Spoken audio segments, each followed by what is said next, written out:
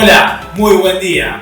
La verdad que aquí estamos un domingo más en nuestro canal de YouTube, contentos, alegres de poder compartir este tiempo especial. Sinceramente me emociona cada domingo de estos que estamos llevando adelante desde casa, cuando arrancamos con la transmisión y vemos los mensajes de distintos hermanos que mandan saludos y bueno, todos juntos en un mismo sentir, dispuestos a alabar a nuestro buen Dios. Y qué cosa más hermosa de poder hacerlo como familia, como cuerpo de Cristo que realmente somos. Y en esta mañana queremos también comenzar, dar inicio con un tiempo especial para nuestros niños y donde todos podemos disfrutarlo en familia. Así que vamos con esa primera parte. Oh, oh, oh, oh, wow, wow, wow, wow, oh,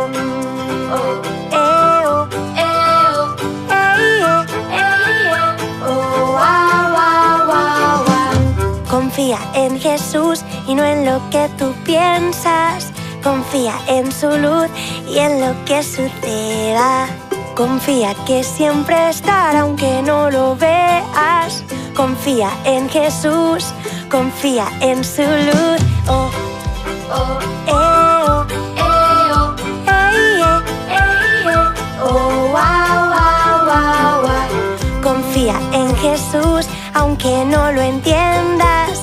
Confía en su cruz y en cada promesa. Confía que en sus manos todo es perfecto. Confía en Jesús, confía en su luz. Dios me cuida, me vigila en todo lo que hago.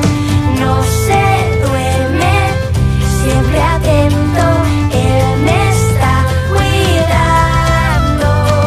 Dios me cuida, me vigila en todo lo que hago. No se duerme, siempre atento, Él me está cuidando.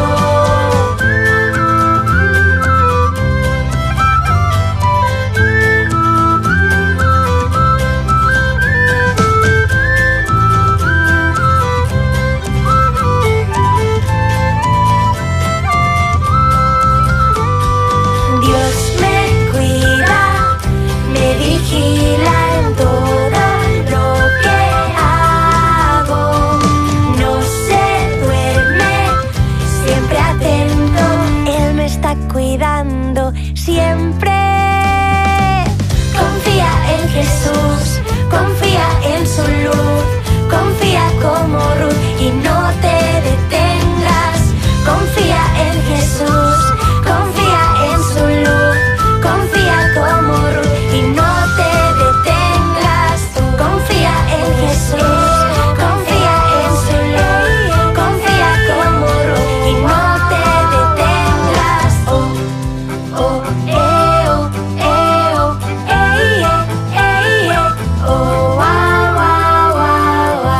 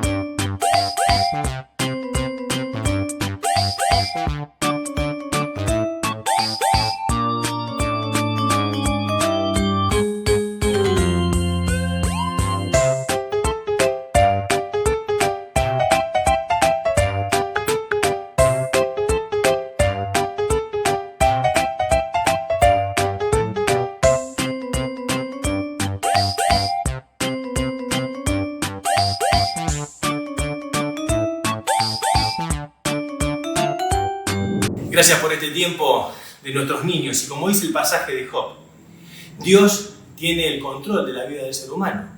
Él es sabio, Él tiene planes y estos planes se cumplen. Miren, le cuento algo muy breve. El sábado 18 de abril, sábado anterior, participé de un encuentro de oración con hermanos de otros países. Y me llamó la atención lo que rescató un querido nuestro desde el África. Y él decía, en primer lugar sentía un gran privilegio de parte del Señor que daba la posibilidad de en este tiempo anunciar sus verdades, ser sal y luz en esta tierra.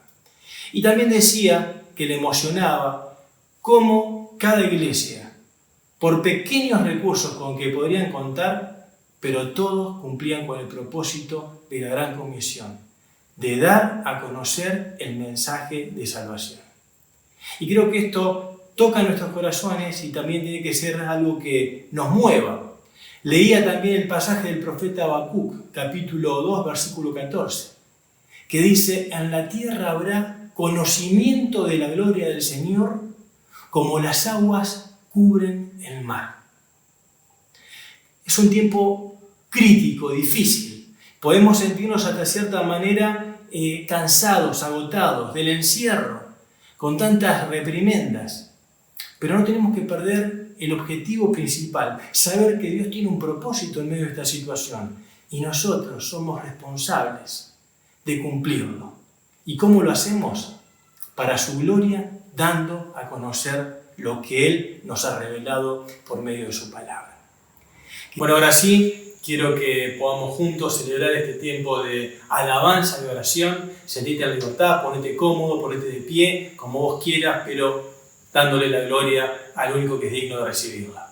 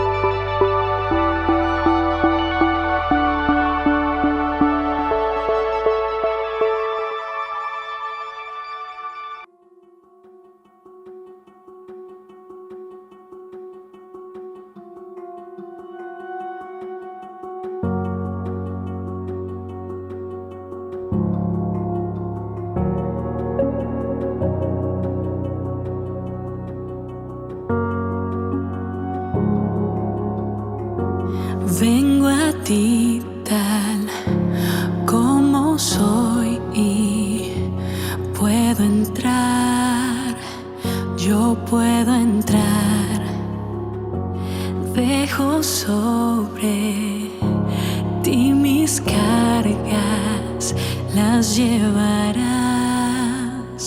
las llevarás. Me viste con tanto amor,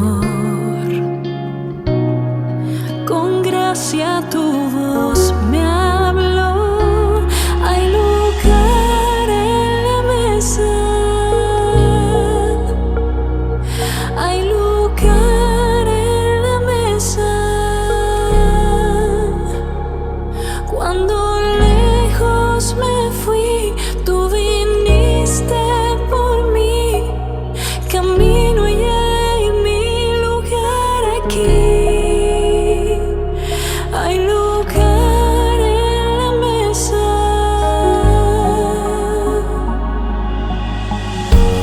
Por mi nombre me llamaste cuando llegué, cuando llegué.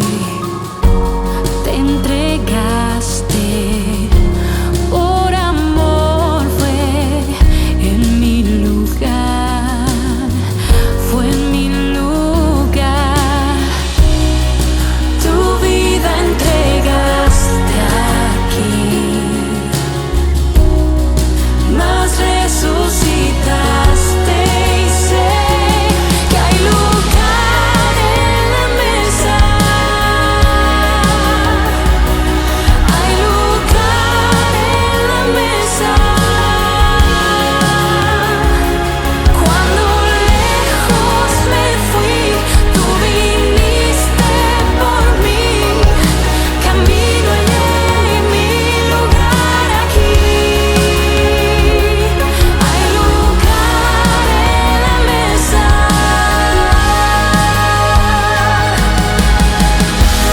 No hay nada que no puedas tú vencer. No hay quien pueda detenerte a ti. De tu amor no me puedo esconder. Tú siempre has sido fiel. Tú siempre has sido fiel. Hay lugar en la mesa. Hay lugar en la mesa. Cuando lejos me fui, tú viniste por mí. Camino allá en mi lugar aquí. Hay lugar en la mesa. Hay lugar en la mesa. Cuando lejos me fui, tú viniste por mí. Camino allá en mi lugar aquí. Hay lugar en la mesa. Hay lugar en la mesa.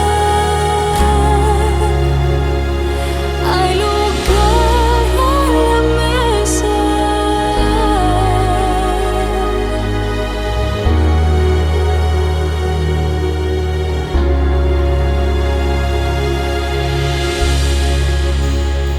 ¿Sabés? Mientras escuchaba esta segunda letra y prestaba atención a lo que decía, pensaba cuántas veces en circunstancias de la vida nos hemos alejado del Señor, pero Él nos fue a buscar y Él tiene un lugar preparado para todos los que creen en Él. Es increíble pensar de que no podemos escapar del amor de Dios. Quisiera que podamos ahora también disponer nuestro corazón para escuchar la palabra del Señor. Y vamos a orar por nuestro pastor. Padre nuestro que estás en los cielos, muchas gracias te damos una vez más, porque somos parte de esta iglesia, de este cuerpo. Y gracias porque podemos disfrutar de este tiempo, juntos, Señor, en espíritu. Y Señor, ahora queremos también recibir lo que has puesto en el corazón del Pastor Miguel, para que pueda impactar nuestras vidas. El Espíritu Santo, Señor, se manifieste con poder. Que tu nombre sea exaltado. En Cristo Jesús, nuestro Señor y Salvador. Amén y amén. Muy buenos días, muy buen domingo para todos. La verdad que se ha vuelto ya casi una costumbre el hecho de que compartamos la palabra de Dios a través de un mensaje grabado, cuando lo normal ha sido para nosotros encontrarnos cada domingo los infaltables y necesarios abrazos y besos que realmente nos edificaban, nos daban alegría, calor de comunidad, calor de iglesia, pero ahora no podemos hacerlo y utilizamos este medio. Quiera Dios que no sea por mucho tiempo, que podamos volver nuevamente a la vida de una iglesia normal, tal vez seguramente con algunos cambios, pero que volvamos nuevamente a estar en familia y alegrarnos de vernos y de abrazarnos como lo hacíamos cada domingo. Quiero compartir tal vez un cambio en el pensamiento del inicio de esta reflexión. Venía hacia aquí, hacia la oficina pastoral y recordaba que hoy había grabado un cuento para los niños. Suelo hacerlo con una enseñanza bíblica para ellos. Les contaba un cuento acerca de un amigo personal, Mustafa, un hombre mayor, anciano, con muchos hijos. Pero en este caso él tenía que hacer un viaje desde su pueblo a otro pueblo. Y en ese trayecto iba pasando por diferentes poblados. Él iba, su hijo, Mustafa, y su burro. Y al comenzar la caminata, Mustafa sube a su hijo sobre el burro. Mientras iban, Mustafa le iba hablando, enseñando acerca de la vida a su pequeño hijo. Llegan al pueblo, el primer pueblo que debían cruzar. Como era gente desconocida para ellos, sale todo el pueblo, indignado el pueblo, porque dice: ¿cómo es posible que un niño vaya sobre el burro y un anciano tenga que ir caminando? Y entonces él piensa, pues tiene razón. Entonces, al salir del pueblo, Mustafa baja a su hijo y sube él al burro y siguen caminando. Y al llegar al próximo pueblo, todo el pueblo sale enojado, diciendo: ¿cómo es posible que un hombre mayor vaya en el burro mientras su pequeño hijo va caminando delante?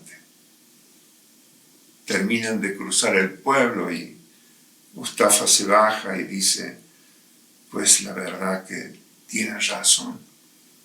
Entonces suben los dos al burro y se van caminando, charlando. Y el padre le iba contando las anécdotas de la vida y de cómo el hijo debía comportarse y todo. Y llegan al siguiente pueblo. Y sale el pueblo todo enojado, gritando: ¿cómo es posible? ¡Qué atropello! ¡Qué abuso del animal! Los dos siendo cargados por el pobre burro. Mustafa termina de salir del pueblo, se baja él, baja su hijo y siguen caminando, recorriendo hasta llegar al pueblo donde debían ir. Pero antes de llegar a ese pueblo debían cruzar por otro poblado. Cuando van cruzando sale toda la gente y se les ríe. ¡Ja, ja! ¡Qué tontos que son! Teniendo un burro de carga, los dos van caminando y el burro detrás de ellos. Salen del pueblo y dice Mustafa,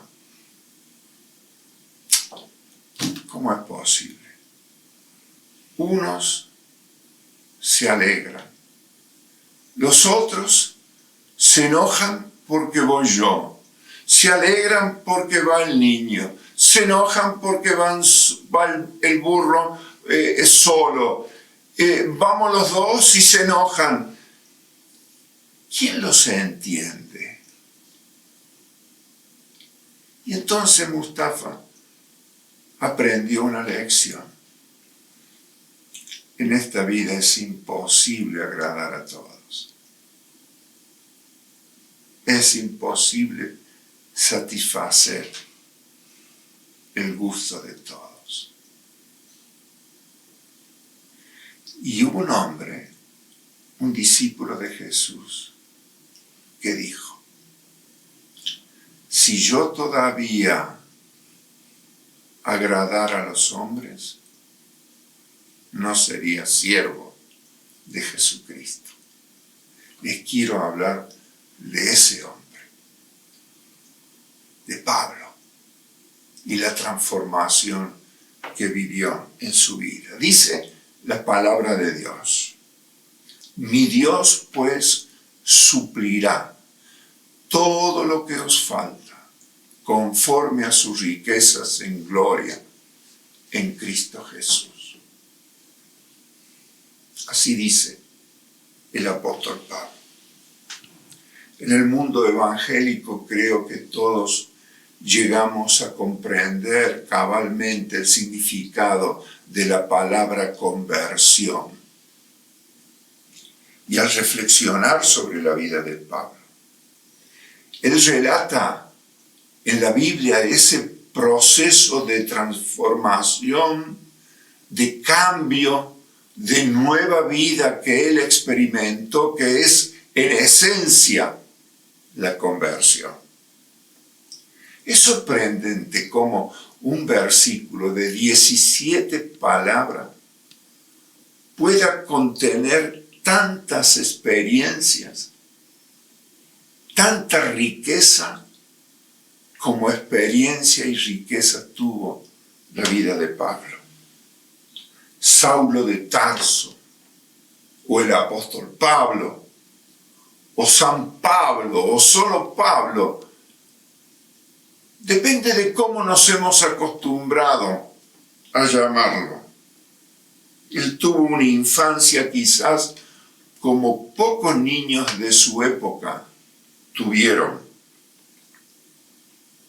tanto en lo familiar como en lo religioso. Él nació en una familia que era reconocida por todo el pueblo, la ciudad donde él había nacido, Tarso, ahí donde él se había criado, donde él estaba con su familia, en Tarso, en Siria, ahí estaba Pablo. Y él era de la rama de los fariseos, de aquellos que eran los religiosos más encumbrados de su religión, de su pueblo. Él era su familia, intérprete de la ley. Él descendía de la tribu de Benjamín, uno de los hijos de Jacob. Y él mismo se autodenomina hebreo de hebreos, dice Pablo acerca de sí mismo. Y no solo eso, sino que él era tan fiel y cumplidor de la ley de Dios, que él dice, hablando de sí mismo, que él era irreprochable, irreprensible en cuanto al cumplimiento de la ley. Desde jovencito, Pablo participa en el martirio del primer mártir de la era cristiana, del comienzo del cristianismo. Tal vez por su edad él no podía estar tirando piedras cuando apedreaban a Esteban, pero estaba cuidando la ropa de aquellos que lo apedreaban. Y dice la Escritura, dice la Biblia, que Pablo aprobaba lo que los otros estaban haciendo. La verdad es que Pablo odiaba a los cristianos. Tal es así que cuando su edad se lo permitió y pudo obtener el permiso de los líderes religiosos, él es encomendado, está dispuesto a viajar desde Jerusalén hasta Damasco, 200 kilómetros, más de 200 kilómetros, para buscar a los cristianos y meterlos en la cárcel. Permítanme que haga un pequeño paréntesis.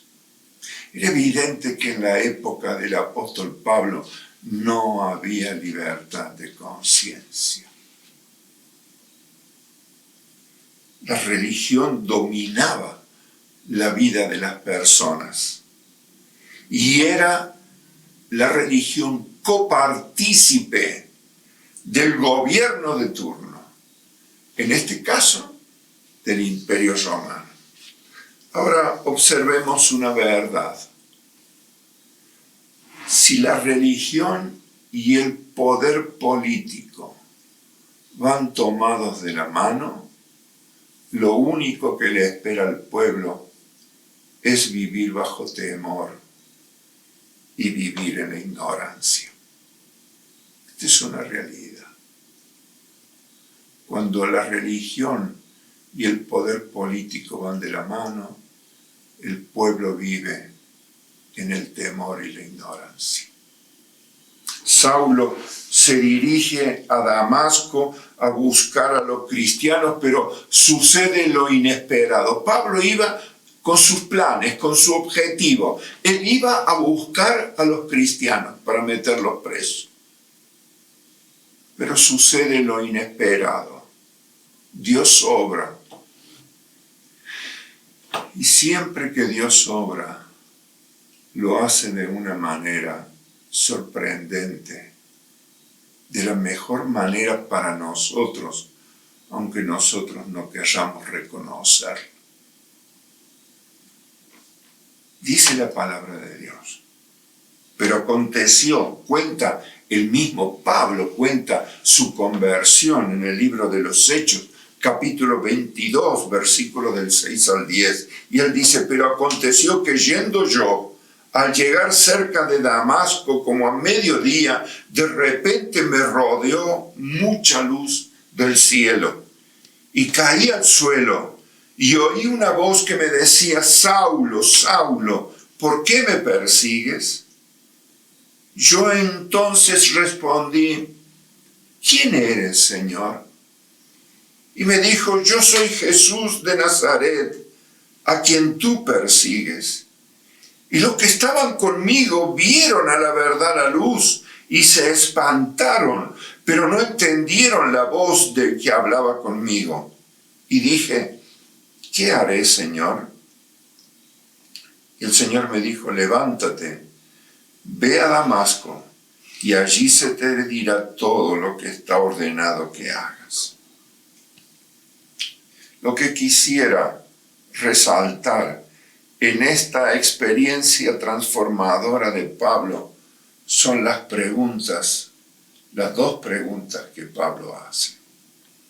¿Quién eres, Señor? ¿Y qué quieres que yo haga? Fue el resplandor de la presencia de Cristo que Pablo cae en tierra, cegado por esa luz. Y tuvo que ser humillado hasta el polvo para reconocer que el cielo gobierna.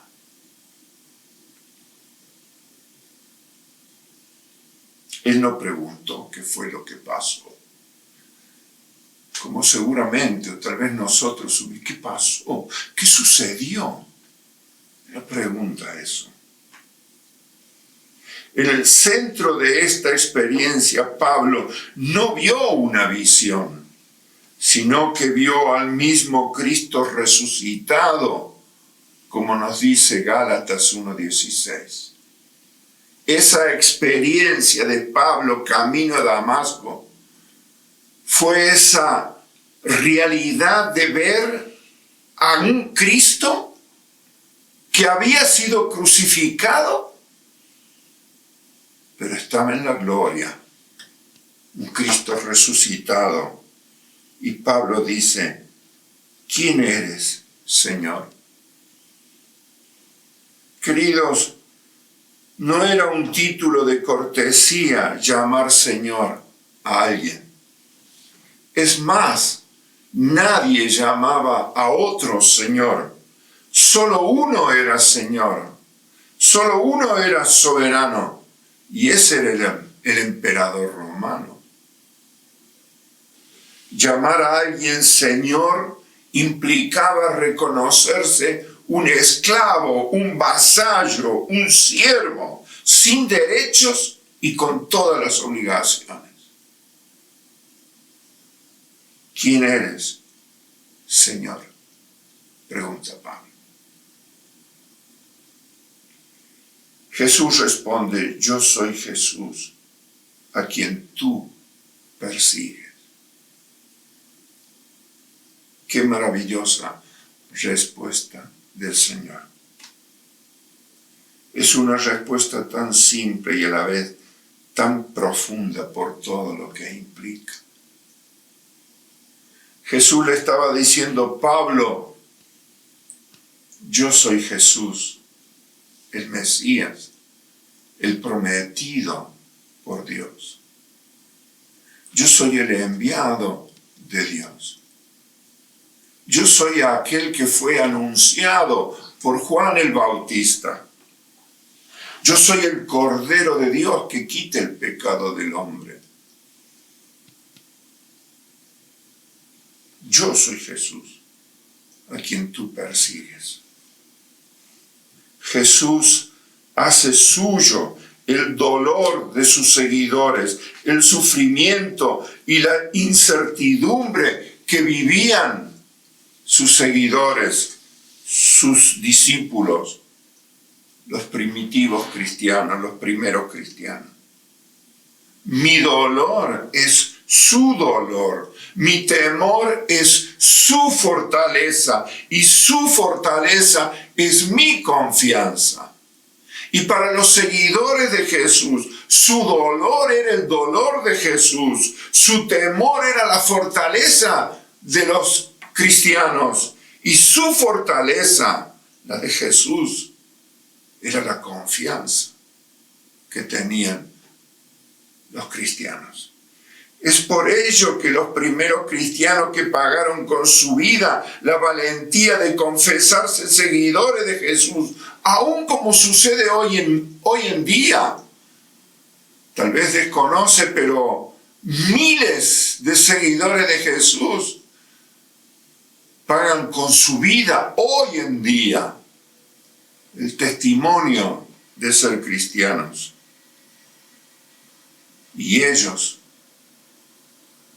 por ese Jesús que su corazón confiesa, pueden enfrentarse al dolor y aún a la muerte con la cabeza en alto. Yo soy Jesús, a quien tú persigues, dice el Señor. En el libro de los Hechos, capítulo 7, versículo 54, vamos a leer el pasaje que había dado inicio a la experiencia de Pablo cuando era joven, mientras cuidaba la ropa de aquellos que apedreaban a Esteban. Dice que oyendo estas cosas, los judíos que estaban frente a Esteban se enfurecieron en sus corazones y crujían los dientes contra él. Pero Esteban, lleno del Espíritu Santo, puesto los ojos en el cielo, vio la gloria de Dios y a Jesús que estaba a la diestra de Dios. Y dijo: he aquí, veo los cielos abiertos y al Hijo del Hombre que está a la diestra de Dios. Entonces ellos, dando grandes voces, se taparon los oídos y arremetieron a una contra él, y echándole fuera de la ciudad, le apedrearon, y los testigos pusieron sus ropas a los pies de un joven que se llamaba Saulo, y apedreaban a Esteban, mientras él invocaba y decía: Señor Jesús, recibe mi espíritu. Y puesto de rodillas, clamó a gran voz: Señor, no le tomes en cuenta este pecado. Y habiendo dicho esto, durmió. Y sigue diciendo la palabra del Señor. Y Saulo consentía en su muerte. En aquel día hubo una gran persecución contra la iglesia que estaba en Jerusalén, y todos fueron esparcidos por las tierras de Judea y de Samaria, salvo los apóstoles. Y hombres piadosos llevaron a enterrar a Esteban e hicieron gran llanto por él. Y Saulo asolaba la iglesia y, entrando casa por casa, arrastraba a hombres y a mujeres y los entregaba en la cárcel. El martirio de Esteban les había obligado a huir a los cristianos, a abandonar sus lugares comunes, sus hogares y hasta sus bienes y sus trabajos, y por esa causa debían buscar nuevos horizontes. Queridos, la verdad es que solo el que debe abandonar involuntariamente lo suyo conoce el dolor de la partida. Muchos emigran por placer o para buscar un horizonte futuro mejor, pero otros lo hacen para salvar sus vidas, la vida de sus familias y la vida de sus hijos. Jesús fue un emigrante. Dejó su gloria para venir entre su pueblo. Y dice el Evangelio de Juan que a los suyos vino y los suyos no le recibieron. Su pueblo le rechazó desde hace 2050 años, como lo hacen muchos corazones en el día de hoy. Tal vez el tuyo está rechazando a Jesús y su amor y su obra en la cruz del Calvario por ti. Él vivió haciendo bienes y le pagaron con el rechazo, con la burla y con la cruz. A este Jesús perseguía Pablo. A este Jesús que en la persona de Esteban apedrearon los judíos mientras Pablo cuidaba sus ropas. Y este Pablo, ante la majestad de la visión celestial, desde el suelo pregunta: ¿quién eres, Señor? ¿Quién es? ¿Qué quieres que yo haga? Es la segunda respuesta. La segunda pregunta que Pablo hace. Quizás esta sea una pregunta mucho más difícil de explicar. Pablo entendió que si le estaba reconociendo como Señor, él solo debía cumplir la voluntad del amo y del Señor. Este concepto de amo y Señor no se comprende aún entre los mismos cristianos con la claridad que debería serlo. Manejamos dos espacios, manejamos dos reinos, manejamos dos voluntades, dos reinos con dos reyes. El nuestro, el humano, el carnal, como le llama la Biblia, donde nuestra voluntad todavía gobierna y donde nosotros somos el rey, y el espacio espiritual, donde el Espíritu Santo debería gobernar ese reino que debería ser Jesús, el Rey, el Señor. No hemos todavía llegado a comprender y aceptar que aquellos que nos consideramos seguidores de Jesús no tenemos dos vidas paralelas. No tenemos una vida secular y otra espiritual. Si este es nuestro concepto de la vida cristiana, es porque todavía no nos ha amanecido. Es porque no nos hemos dado cuenta todavía. Es porque solo vives en una sola, la humana, la natural, la secular, la que nos llevará a la perdición eterna. Hay un solo Señor, hay un solo soberano, y este es Jesucristo. Pablo entendía que debían morir a los deseos de su propia voluntad para vivir haciendo la voluntad de aquel que murió en la cruz del Calvario por él, de aquel que lo llamó por su gracia y misericordia. Para Pablo, todas aquellas cosas que antes habían sido tan importantes, ahora las consideraba como basura, porque lo importante era su Señor y su Salvador. Mis queridos hermanos, no es posible llamar a Jesús Señor y no obedecerle. Mis queridos hermanos, no es posible llamar a Jesús Señor y vivir nuestra vida como a nosotros nos parece. Nadie puede llamar a Jesús Señor si no es por el Espíritu Santo. Y el Espíritu Santo que mora en el creyente, nunca Él llamará a Jesús Señor cuando la vida del que le nombra así no vive en absoluta obediencia y sujeción a Cristo.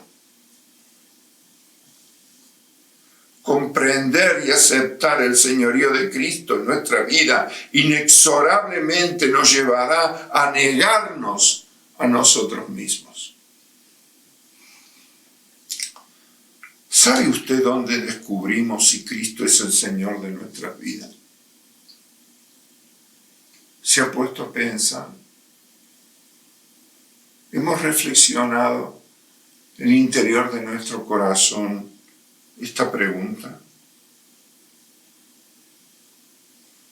Descubrimos si Cristo es el Señor de nuestras vidas en el concepto que tenemos de nosotros mismos.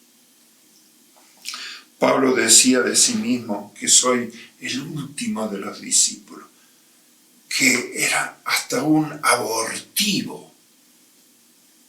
El último. El Señor se acercó a él por sola misericordia y gracia. Él era el primero de los pecadores. Él se nombra a sí mismo. Él se dice a sí mismo: yo soy el primero de los pecadores. Yo no soy digno de llamarme su hijo. La realidad que un muerto no tiene concepto de sí mismo. Ha muerto. Solo debe ser enterrado para que pueda vivir otra vida, donde el yo se convierta en él, donde lo mío sea suyo. Esta es la realidad. ¿Qué quieres que yo haga, Señor? poder llegar a comprender y vivir en una absoluta y total obediencia bajo el señorío de Cristo. Es por eso que Pablo le reconoce como Señor, como soberano. La verdad es que la palabra Señor tiene la connotación de déspota. Ese es el sentido de Señor. Aquel que tiene total gobierno y señorío. Debemos asumir esa realidad, que nuestras vidas deben vivir para la gloria de Dios, no para nuestro placer. Y lo tercero que quisiera hablar es que el Dios de su religión se transformó en el Dios de su relación. Comienza diciendo el versículo 19, mi Dios. ¿Se recuerdan que habíamos leído Filipenses 4, 19? Mi Dios pues suplirá todo lo que os falta conforme a sus riquezas en gloria en Cristo Jesús. Así comienza el versículo Pablo. Mi Dios, me encanta lo entrañable de esta expresión, mi Dios. Y como es de suponer Pablo no tenía un Dios diferente, un Dios particular, sino que su experiencia con Dios era tan profunda y tan rica que denota una intimidad especial. Mi Dios indica posesión, indica pertenencia, mi Dios. Jamás volvería a decir Pablo como lo hacía antes, el Dios de nuestros padres, Abraham, Isaac, Jacob.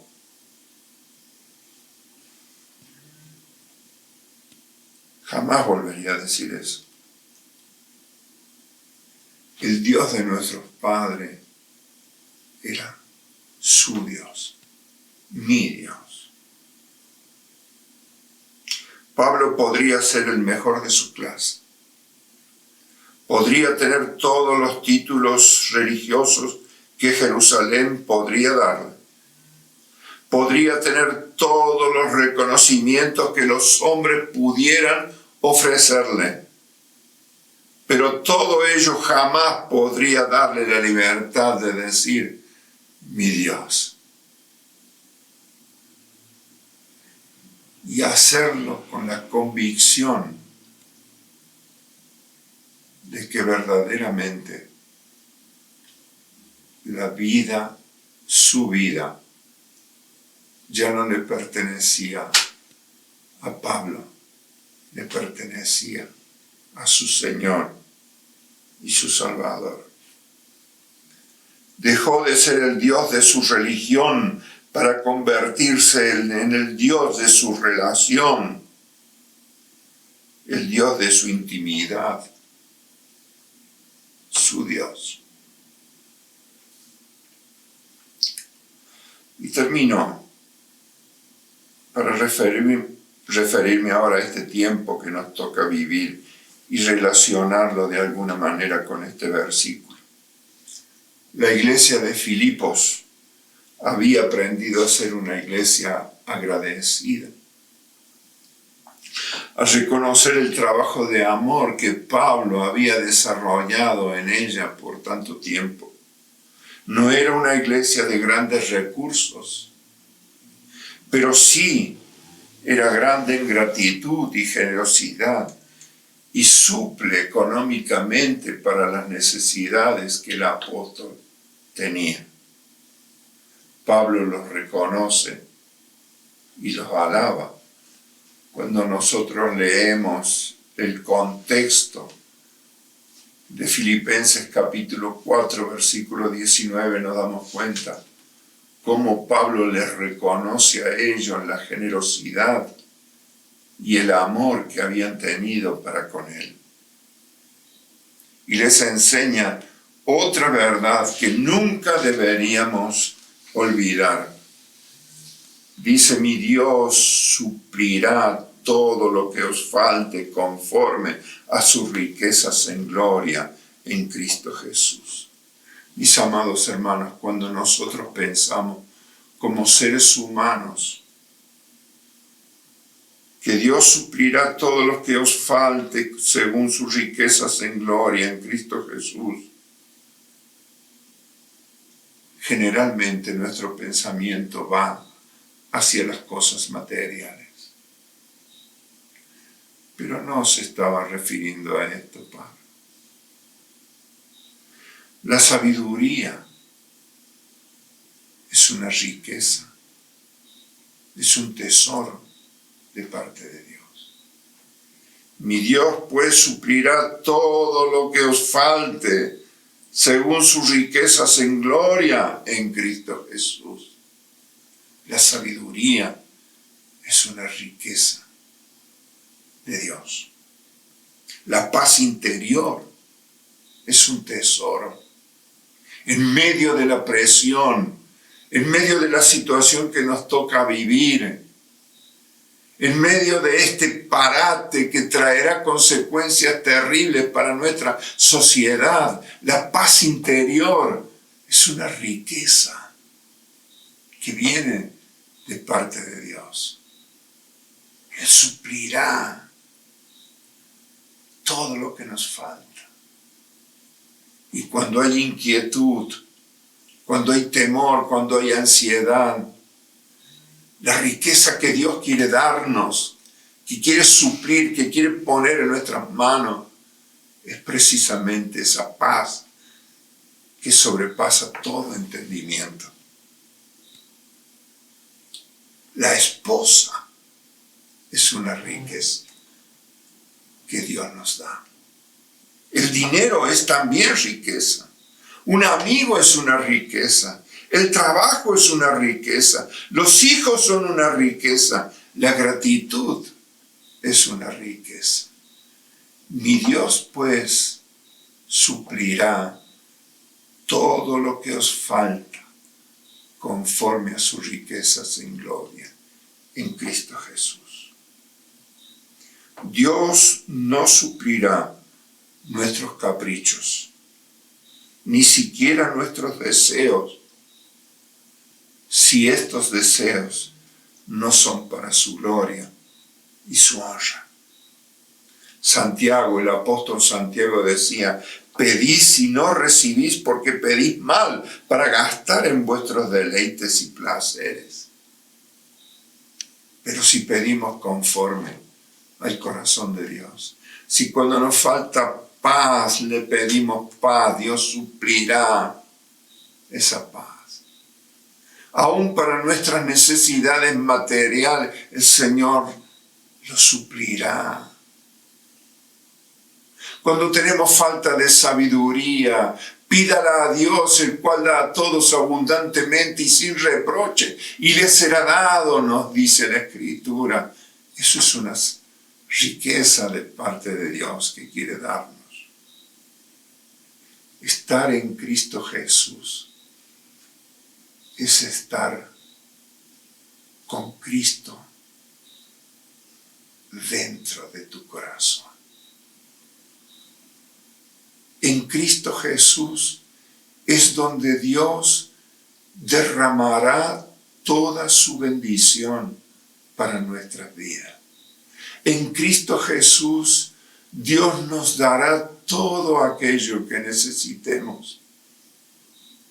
En Cristo Jesús tenemos paz.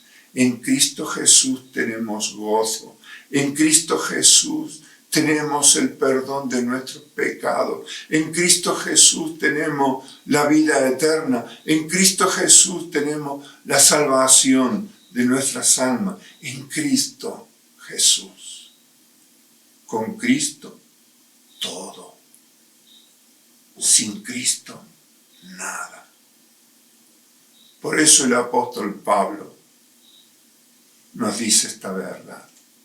Mi Dios, pues suplirá todo lo que os falta conforme a sus riquezas en gloria en Cristo Jesús.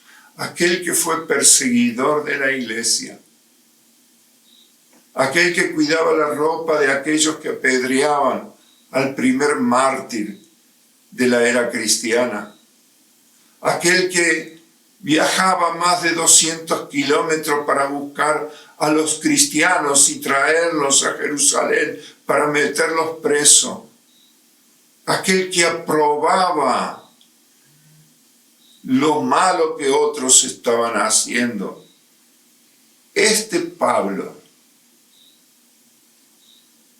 vivió tal transformación en su vida, tal cambio, vivió una nueva vida, una vida que realmente la dedicó hasta el último momento para la gloria de su Señor, el Señor Jesucristo.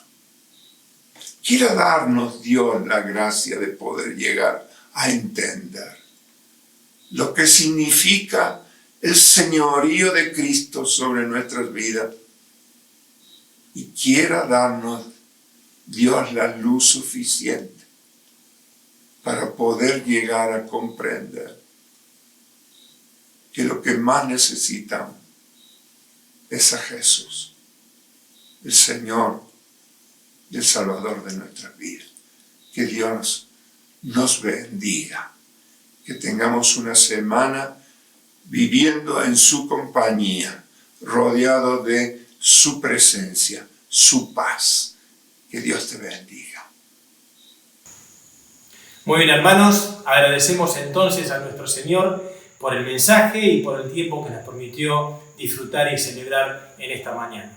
Recordar, miércoles 20 horas por Zoom tenemos nuestro encuentro de oración y próximo domingo 10:30 por canal de YouTube en nuestro encuentro dominical. ¿Sabes qué? Una cosa fundamental. No te prives en esta semana de bendecir a un hermano. Un saludo, una llamada, un mensaje, lo que sea. En este tiempo que estamos separados, que podamos estar juntos en el Señor. Amén. Bueno, que así sea. Un muy feliz cumpleaños para todos los que celebran en esta próxima semana. Que el Señor los bendiga.